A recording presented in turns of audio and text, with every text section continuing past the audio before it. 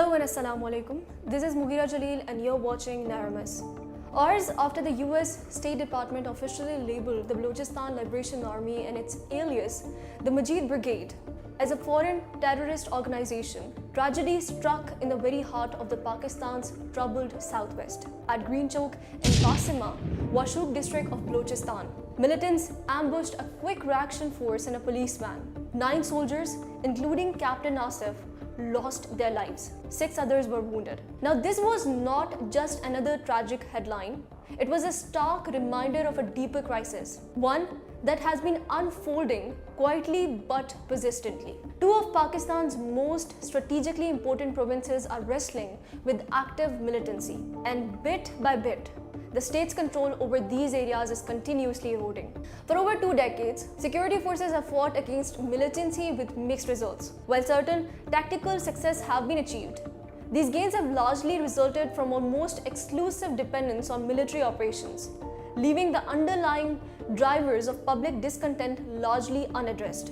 Where is the political leadership in all of this? More often than not, absent. After a major attack, you rarely see an elected representative on the ground. In fact, in some districts, local cannot even name their MNA. And when political figures are present, they're either unelected or disconnected from the realities people face. That vacuum of governance, of trust, creates space of subversive ideas to grow. When insurgents can strike in busy towns, it tells you something. They're not just hiding in the mountains, they're getting at the very least some level of help or silent tolerance from within the communities themselves. Here is where the imbalance in this fight becomes clear. Militarily, the state has the upper hand, but insurgents, they own the information space. They know the terrains, the networks, and how to move without being seen. Unless that informational advantage is broken, unless their communication channels are disrupted, military operations will always be one step behind.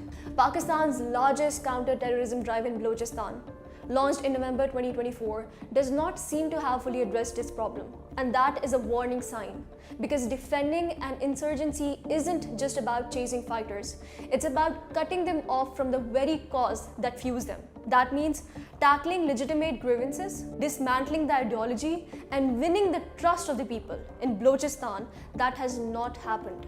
The truth is, decades of neglect, from poor healthcare and education to lack of jobs and basic rights, have only deepened resentment. And when the state responds solely with force, it often hardens the resentment instead of softening it. The pattern is painfully familiar. Violence rises, the military responds, civilians flee, calm returns, and the violence resurfaces over and over again.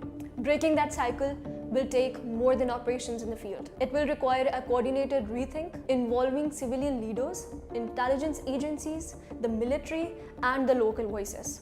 A strategy that blends targeted security action with political reconciliation, real economic investment, and genuine engagement with the people who actually live there. Because until that happens, Balochistan's conflict will remain less a problem to be solved and more a wound that keeps reopening. Drop your thoughts in the comments below and be sure to like, share, and subscribe to the channel. Until next time, stay safe and stay kind.